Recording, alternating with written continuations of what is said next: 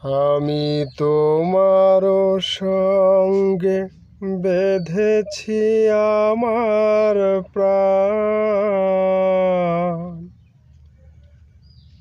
সুরের বাঁধনে তুমি জানো না আমি তোমার সঙ্গে বেঁধেছি আমার প্রাণ,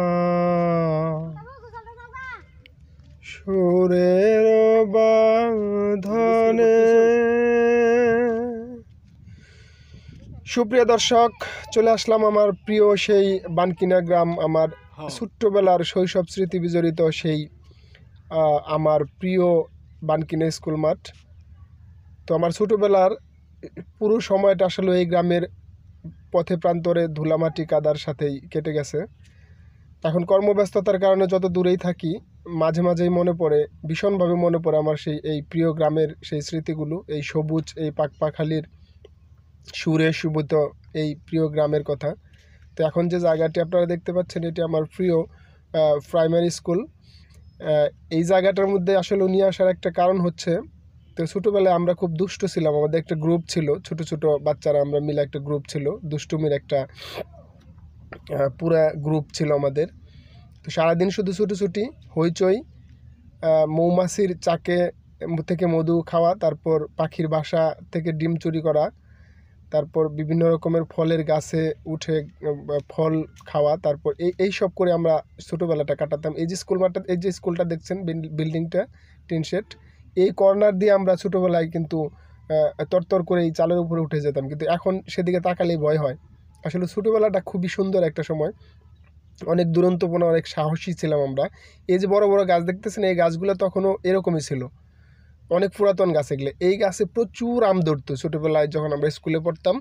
এই আম কোরানো নিয়ে, আম পাড়া নিয়ে যে কত ঝগড়াঝাটি, কত হইচই, হই হুল্লোড়, দৌড়াদৌড়ি করতাম, সেগুলো এখনও মনে আছে। এই যে জায়গাটা দেখতেছেন, গত 1998-এর যে বন্যা হয়েছিল, বড় একটা বন্যা, তখন এই জায়গাটার মধ্যে আমরা আমাদের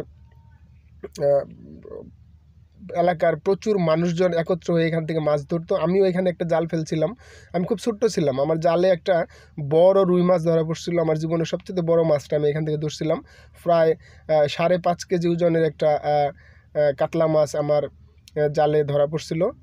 তো সেই স্মৃতিটা এখনো মনে পড়ে এখানে আসলে। যে যাই বলুক, আসলে ছোট্টবেলায় সেই নিজের গ্রামের সেই দুরন্তপনার স্মৃতিগুলো আসলে কখনো ভোলা যায় না। আজকে ভীষণভাবে আমার প্রিয় গ্রামটাকে মনে পড়লো, তাই কিছু আমার মোবাইলের মাধ্যমে কিছু চিত্র ধারণ করে আপনাদের মাঝে শেয়ার করার চেষ্টা করলাম। তো এই ভিডিওর মাধ্যমে যদি আমার কোনো ভুল ত্রুটি হয়ে থাকে তাহলে ক্ষমা করবেন। আর এই ভিডিওর সাথে এই গ্রামের এই পথ ঘাটের সাথে যারা জড়িত, যারা এই গ্রামের সন্তান, আজকে যারা জীবিকার জন্য দূর দূরান্তে বসবাস করেন, তাদের কাছে যদি এই গ্রামের এই আমার এই ভিডিওটি একটু ভালো লেগে থাকে, তাহলে অবশ্যই আমার ভিডিওতে একটি লাইক দেবেন, আমার চ্যানেলটিকে সাবস্ক্রাইব করে দিবেন। পরবর্তীতে আমি আসলে ধারাবাহিকভাবে আপনাদের সাথে থাকবো, বিভিন্ন রকমের ভিডিও নিয়ে আপনাদের পাশেই থাকবো। আমার গ্রাম, পথঘাট, প্রান্তরের ভিডিও আমি সবচেয়ে বেশি করি, প্রকৃতিকে ভালোবাসি তাই। তো আজকে এখানে শেষ করবো। এই যে দেখতে পাচ্ছেন আমার প্রিয় প্রাইমারি স্কুল, এই স্কুলের ছাত্র ছিলাম আমি। এটি হচ্ছে আমার গ্রামের সবচাইতে পুরাতন স্কুল, এই স্কুলেই পড়াশোনা শেষ করছি আমি। তো আজকে ভিডিওটা এখানে শেষ করব দর্শক, দেখা হবে পরবর্তী কোনো ভিডিওতে আবার নতুন কোনো কন্টেন্টের সাথে। আজকে সর্বশেষ যে বিষয়টি, সেটি হচ্ছে আমাদের কালোহার ইদ্রিস কাকার স্পেশাল চাপড়ি। চলে আসলাম চাপড়ির দোকানে, আপনাদের সাথে পরিচয় করে দেবো শীতকালের সবচেয়ে সুস্বাদু একটি খাবার, যেটি আপনি একবার খাইলে ভুলতে পারবেন না। এই যে দেখতে পাচ্ছেন বড় একটি কড়াইয়ের মধ্যে যে এই যে হলুদ কালারের যে আটার একটি রুটি দেখতে পাচ্ছেন, এটি ঝাল মিশ্রিত আটার রুটি। এখানে একটি রুটিতে মিনিমাম 1 থেকে 1.5 লিটার তেল দেওয়া হবে, তারপর এটি অনেক মচমচে হবে, তারপর এটি খাইতে হবে। আর খাওয়ার নিয়ম হচ্ছে কাঁচামরিচ এবং পেঁয়াজ মিশ্রিত একটি ভর্তার সাথে আপনি খাবেন। ঝাল হবে অনেক, কিন্তু মজা পাবেন, ভীষণ মজার একটি চাপড়ি। তো আপনারা হয়তো জানেন না যে চাপড়িটা কতটা স্বাদের, আমার কথায় হয়তো বিশ্বাস হচ্ছে না। তো যদি আপনি কখনো এই চাপড়িটা খেয়ে থাকেন তাহলেই কেবলমাত্র বুঝতে পারবেন, তাছাড়া বুঝবেন না। কারণ এটা না খাইলে আপনার বোঝা অসম্ভব। তো একটু পরেই দেখবেন এখানে এই চাপড়ি খাওয়ার জন্য একটা সিরিয়াল চলে আসবে, এখানে ভিড় পড়ে যাবে আর কি। সো আমি ভিডিওটি এখানে শেষ করব, কারণ ওই ভিড়ের মধ্যে ঠেলাঠেলির কারণে হয়তো আমার এই ক্যামেরা ভাঙার একটা সম্ভাবনা থাকতে পারে। সো দর্শক, আমার এই ভিডিওটি ভালো লাগলে অবশ্যই ভিডিওতে একটা লাইক দেবেন এবং আমার চ্যানেলটিকে সাবস্ক্রাইব করে দেবেন, যাতে পরবর্তী ভিডিও নিয়ে আপনাদের সাথেই থাকতে পারি। আপনাদের ভালোবাসার প্রিয় রফিকুল ইসলাম।